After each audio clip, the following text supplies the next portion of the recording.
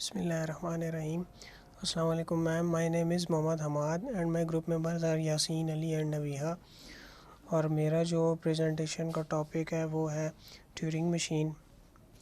और Turing machine बताने से पहले मैं थोड़ा फाइनाइट ऑटोमेटा और पुश डाउन ऑटोमेटा को बताऊंगा ताकि ट्यूरिंग मशीन इजीली क्लियर हो जाए। फाइनाइट ऑटोमेटा रेगुलर लैंग्वेजेस के लिए यूज़ होता है और पुश डाउन ऑटोमेटा DCFL और CFL के लिए यूज़ होता है। फाइनाइट ऑटोमेटा की जो पावर है वो लिमिटेड होती है और इसमें ये होता है कि नॉन लीनियर पावर इसमें नहीं होती, इसमें लीनियर पावर होती है। कंपैरिजन इसमें नहीं होना चाहिए। और पुश डाउन ऑटोमेटा में अब यहाँ पे जैसे एग्जांपल भी दी हुई है A power n B power n, जहाँ पे नंबर ऑफ़ कंपैरिजन एक है, मींस के A और B यहाँ पे बराबर होने चाहिए।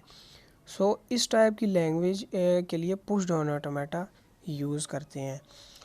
और अब ट्यूरिंग मशीन की पावर की बात करें जो कि फाइनाइट ऑटोमेटा और DCFL और CFL के लिए तो एक्सेप्ट हो ही रहा है, मतलब उनके लिए तो ये यूज़ कर सकते हैं। अगर हमारे पास लैंग्वेज आती है for example A power n B power n C power n और n ग्रेटर इक्वल टू 1 जो कि यहाँ पे गिवन भी है। अब यहाँ पे A B और C ये तीनों आपस में बराबर होने चाहिए।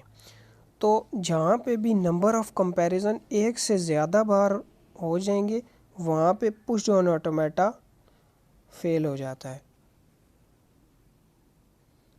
मींस के वो इस टाइप की अब लैंग्वेज को एक्सेप्ट नहीं कर पाएगा। तो अब मुझे ज़्यादा पावरफुल मशीन चाहिए क्योंकि पुश डाउन ऑटोमेटा के पास इनपुट टेप के अलावा एक स्टैक है। तो अब हम उस एक स्टैक के बजाय 2 स्टैक देंगे क्योंकि 2 स्टैक से हम क्यू की वैल्यू इम्प्लीमेंट कर सकते हैं। तो हमारे पास स्टैक और क्यू दोनों की फंक्शनैलिटी अचीव हो जाएगी, देन मशीन और पावरफुल हो जाएगी पहले से। और जैसे इस डायग्राम में भी बताया हुआ है कि फाइनाइट ऑटोमेटा फर्स्ट पे है, PDA सेकंड पे और ट्यूरिंग मशीन थर्ड पे है, जो कि ज़्यादा कंपैरिजन के लिए यूज़ होती है और ये ज़्यादा पावरफुल होती है। इस कंक्लूजन से यही है कि ट्यूरिंग मशीन ज़्यादा पावरफुल है। अब ट्यूरिंग मशीन को डिफ़ाइन कैसे करते हैं वो देखते हैं। ट्यूरिंग मशीन को डिफ़ाइन करने के लिए ये 7 जो फंक्शन है ये यूज़ होती हैं। क्यू सबसे पहले क्यू है, Q set of finite states होती हैं और ये सिग्मा इनपुट सिंबल और ये जो साइन है थर्ड नंबर पे इसे टो कहते हैं, जो कि ये टेप पे मतलब टेप पे जितने भी सिंबल आते हैं उनको अलाउ करता है। और उसके अलावा फोर्थ नंबर पे ट्रांजिशन फंक्शन है और फिर क्यू नॉट है इनिशियल स्टेट और फिर बी है ब्लैंक सिंबल। जितने भी ब्लैंक सिंबल आते हैं जैसे कि ये कैपिटल बी से डायग्राम में भी बताया हुआ है।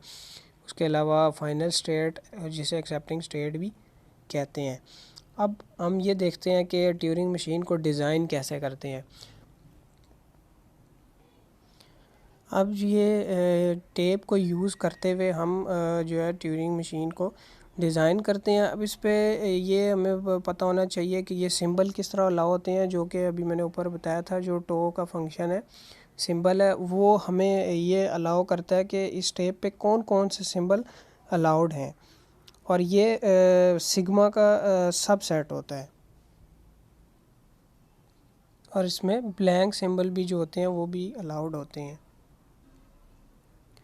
और अब इस इनपुट जो आउटपुट ये जो टेप है जो भी सिंबल लिख रहे होंगे हम वो हमारे इनपुट सिंबल होंगे, प्लस उसके अलावा हमारे पास ब्लैंक वैल्यूज़ भी होंगी जो कि बी से कैपिटल बी से डिनोट की गई हैं।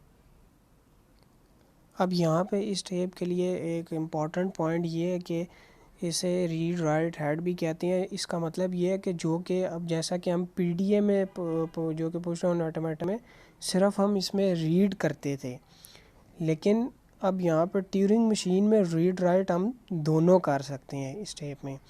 मतलब रीड सिंपल रीड होता था और राइट चेंज करना जो कि अपडेट हम रेंडमली कोई भी वैल्यू हम इसमें अपडेट कर सकते हैं। और दूसरी इम्पॉर्टेंट बात ये कि इसमें रीड राइट इसमें आल्सो जो है लेफ़्ट राइट भी इसकी पोजीशन भी हम मूव कर सकते हैं। मतलब अगर हम एक वर्ड को देखते हुए लेफ़्ट राइट भी जा सकते हैं और लेफ़्ट भी जा सकते हैं और राइट भी जा सकते हैं। सो दैट्स वाई ये इसको हम पावरफुल कह सकते हैं, जो कि दूसरे उसमें पीडीए में ये चीज़ नहीं थी। सो इस वजह से ये मोर पावरफुल है। और अब एंड पे एक छोटी सी एग्जांपल देख लेते हैं जिसमें बताया हुआ है। अब इस एग्जांपल में क्या हो रहा है कि क्यू नॉट ए ले के जा रहा है, जो कि राइट लेफ़्ट दोनों साइड मूव हो सकता है। सो ये थे मेरा टॉपिक। नेक्स्ट जो है मेरे नेक्स्ट ग्रुप मेंबर बताएंगे। Bismillahirrahmanirrahim. We have a problem of Turing machine. The problem is design a Turing machine which recognize the language L is equal to 0, 1, star 0. इस लैंग्वेज को हम ट्यूरिंग मशीन जब इस language की बनाएंगे उससे पहले हमें देखना है कि हमारे पास इनपुट्स कितने हैं। इसमें हमारे पास इनपुट्स दो हैं, 0 एंड 1। सबसे पहले हम इसके लिए एक ट्रांजैक्शन डायग्राम डिज़ाइन करते हैं, देखते हैं कैसे बनेगा। ट्रांजैक्शन डायग्राम बनाने के लिए हम सबसे पहले एक इनिशियल स्टेट लेंगे। हमने एक इनिशियल स्टेट लिया ए, और हम लैंग्वेज में देखेंगे कि हमारा जो स्टार्ट इनपुट है वो क्या है। हमारे पास लैंग्वेज में 0, 1, स्टार 0 है, मतलब स्टार्ट हमारा जो स्टार्टिंग इनपुट है वो 0 है। तो हमने 0 इनपुट लिया। उसके बाद हम, क्योंकि हमारे पास ये ट्यूरिंग मशीन है, ट्यूरिंग मशीन में हम इससे पहले पढ़ चुके हैं कि ट्यूरिंग मशीन में रीड भी होता है, ट्यूरिंग मशीन में राइट भी होता है। ट्यूरिंग मशीन में आप लेफ्ट भी मूव कर सकते हैं और राइट भी मूव कर सकते हैं। तो हम इसमें इनपुट जो हम ले रहे हैं 0, इसको रिप्लेस करेंगे किसके साथ, ए के साथ, और उसकी डायरेक्शन बताएंगे कि वो किस साइड पे मूव कर रहा है। यहाँ पे हमने आर लिखा है, आर मीन्स कि 0 हमारा जो है वो राइट डायरेक्शन पे मूव कर रहा है। अब राइट डायरेक्शन पे यहाँ पे ये क्यूरी हमारी कंप्लीट हो जाती है। तो हम 0 इनपुट रिप्लेस कर रहा है ए के साथ और मूव कर रहा है राइट डायरेक्शन पे। राइट डायरेक्शन पे वो किधर जा रहा है, सेकंड स्टेट पे जा रहा है जो हमारे पास बी है। अब सेकंड स्टेट पे जब जाता है, इट्स मीन कि हमारे पास जब लैंग्वेज में सेकंड इनपुट जो है वो 0 से वो है 1, तो जब हमारे पास 1 आ गया, मतलब 1 हो गया है तो 0 नहीं रहा, इस वजह से 1 हो गया तो वो हमारे पास सेकंड स्टेट पे चला गया। सेकंड स्टेट बी पे हमने 1 ले लिया और 1 पे हमारे पास स्टार लगा हुआ है, तो स्टार का मतलब होता है कि इस 1 पे लूप लगा हुआ है।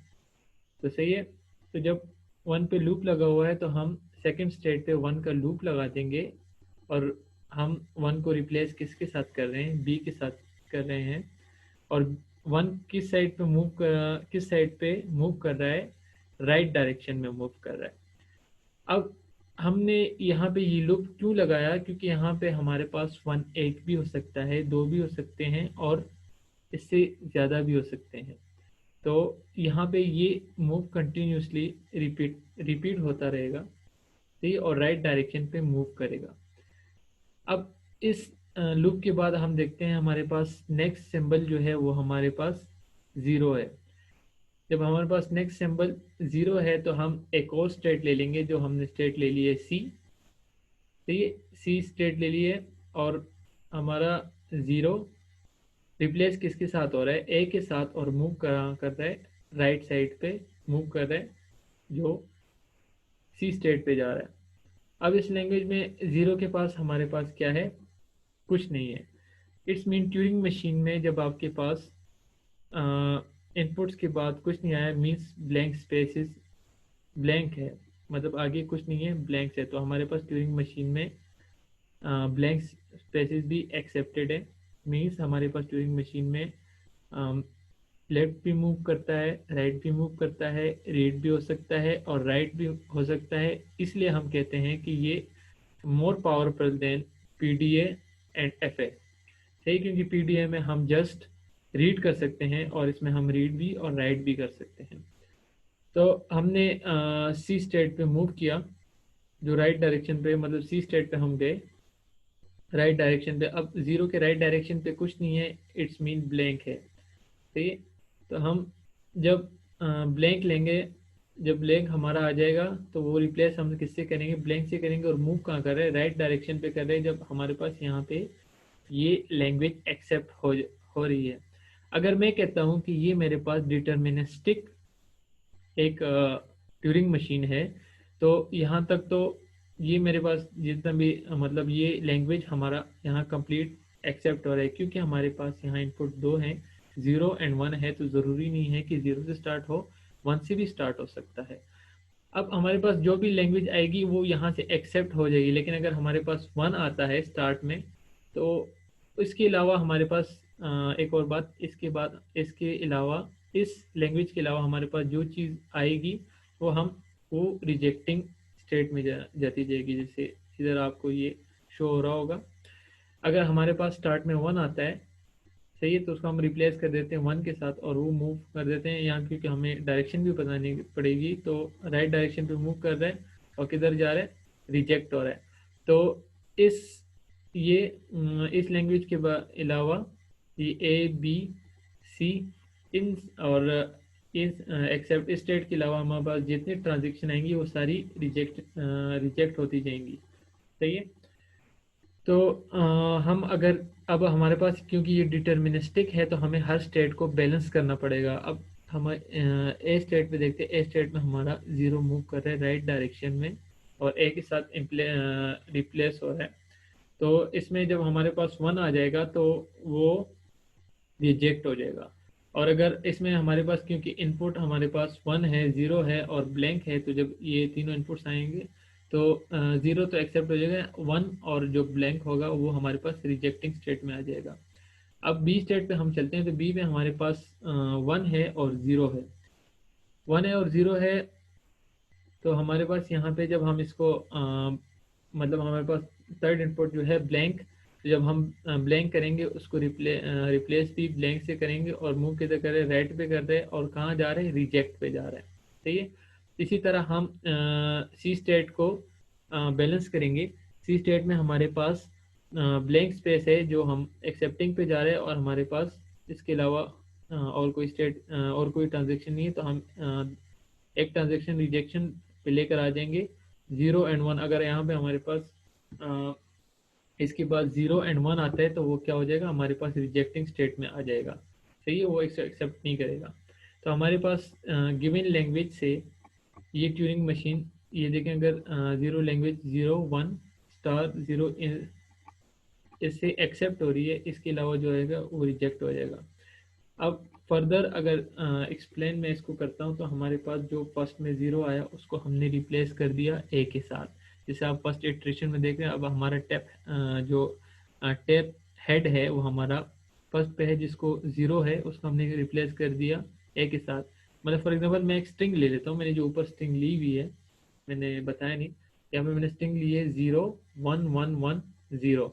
सही है, अगर इसको मैंने पहला जो 0 है इसको मैंने यहाँ पे रिप्लेस कर दिया ए के साथ, सेकेंड इटरेशन में मैंने मूव किया राइट की साइड पे, तो राइट की साइड पे मुझे मिला 1, तो 1 को मैंने रिप्लेस कर दिया। जैसे मैंने आपको ट्रांजेक्शन ग्राफ में बताया कि 1 को रिप्लेस कर रहे हैं हम बी के साथ, तो यहाँ पे हमने बी के साथ रिप्लेस कर दिया और मूव कर दिया राइट साइड पे। तो राइट साइड पे जब हम आए तो हमें फिर 1 मिला, तो वहाँ पे हमने लूप लगाया तो वापस वो रिप्लेस हो गया बी के साथ और मूव किया उसने राइट डायरेक्शन पे। तो राइट डायरेक्शन पे हमें फिर बी मिला, जिसको हमने फिर रिप्लेस कर दिया बी के साथ। ऐसे ही चलता जाएगा, हमें जितने 1 मिलेंगे। लेकिन मेरी स्ट्रिंग की जो स्ट्रिंग मैंने ली है वहाँ पे हमें अभी राइट डायरेक्शन पे 0 मिला है, तो वो स्टेट सी में चले जाएगा, राइट डायरेक्शन पे मूव करेगा और रिप्लेस हो जाएगा ए के साथ। ठीक है, उसके बाद हमारे पास जो गिवन स्ट्रिंग थी उसमें 0 के बाद हमारे कोई और इनपुट नहीं है, मींस ब्लैंक है। तो ब्लैंक जब हम हो जाएंगे, तो हम जब हमारे पास ब्लैंक स्पेस आ जाएगा तो इट्स मीन हमारा ये स्ट्रिंग इससे एक्सेप्ट हो रहा है।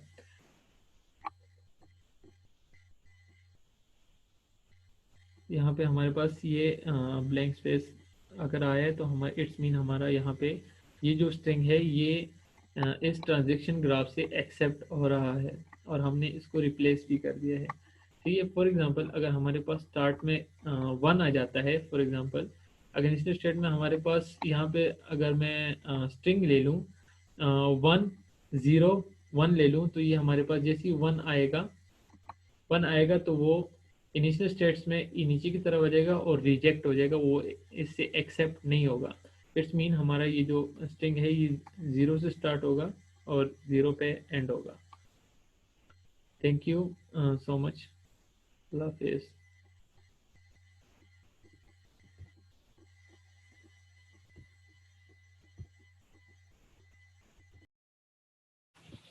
Assalamualaikum, my name is Nurihan Rai and I am going to describe the example of non-deterministic Turing machine.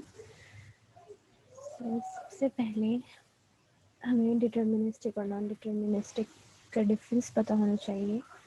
Deterministic में हमारे पास एक स्टेट है जो एक इनपुट लेके एक ही स्टेट की तरफ मूव कर सकती है, मगर नॉन डिटर्मिनिस्टिक में हमारे पास डिफरेंट पॉसिबिलिटीज़ होती हैं।